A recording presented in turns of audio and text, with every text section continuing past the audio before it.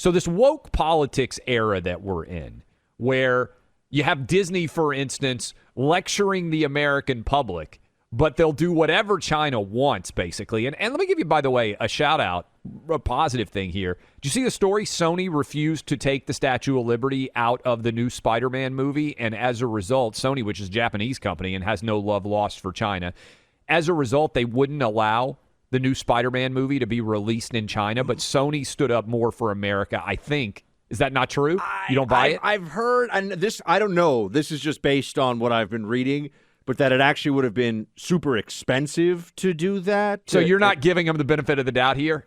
Have you seen the most recent Spider-Man? No. See, I don't know how much is the Statue of Liberty really in it. It's in it a decent amount. So then it does make me think that cost may have been, because doing the pixelation or whatever they do to remove. I don't work for Pixar. I don't know how this stuff goes. But doing the things that they would do to remove it, I think there's an expense. Look, maybe it was a combination of factors. I also do think they realize you remove the Statue of Liberty from a movie and the American people find out about it, and you're an American company, you're going to get heat. I do think that there's a little bit of a change in perception in corporate America about that now. I think the Disney lesson, I think, sometimes you throw one punch in the schoolyard and all of a sudden all the bullies go, ooh, that doesn't look like as much fun. But also, Clay, on the hypocrisy point, yes, it is hypocrisy when lib companies or the directors, the CEOs of powerful media companies in America, or in this case, sports, right? When they, in the case of where they're playing in the UAE, right? Yeah, NBA the games, NBA, which pulled its All-Star game out of Charlotte over a transgender bathroom bill, is now going to play games in the UAE, which punishes at times homosexuality with death. The reality of why this keeps happening. First of all, hypocrisy doesn't bother liberals, right? Because part of their mentality is we do what we want to do when we want to do it. And so if we change our mind because we prefer this outcome, we don't pretend to, meaning the leftist mindset is we don't pretend to have consistent standards, really. But if you want to even get beyond that, they take action domestically in favor of wokeness because that's what gets their preferred constituency fired up. The left wing the left wing Biden voters who see this stuff and say to themselves, yeah, that's right, show the state of North Carolina what's going on.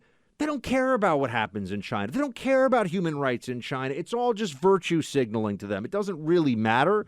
So that's why it's not surprising. Still worthwhile for us to point out the hypocrisy. But when you understand the motivation of companies taking that action to punish, let's say, North Carolina over the bathroom bill, the NBA doing that, is not because they really fundamentally care about human rights. It's because they want people who are left of center to think well of them.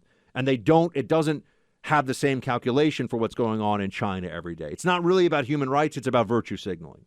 Yeah, I think that's right. And this, to me, is the lesson that comes from that. When you throw a punch, like DeSantis threw a punch at Disney, and it lands squarely on their chin, and suddenly your analogy of the bully and the fight in the schoolyard, I think, makes sense. Suddenly you realize that you have to be conscious that punch may be coming. I think the NBA has been knocked down a couple of times over this hypocrisy. And going to the UAE, if the NBA would just come out and say, hey, you know what? We're a for-profit company and we're trying to make as much money as we possibly can, I would say okay, right? But when you lecture us domestically, I think there's a huge segment of the population that sees stories like these, and the NBA is leaving its chin open, and they are taking some massive punches. And so I think it does register with that 20% persuadable middle. But they're taking those punches because people like me refuse to watch the NBA anymore.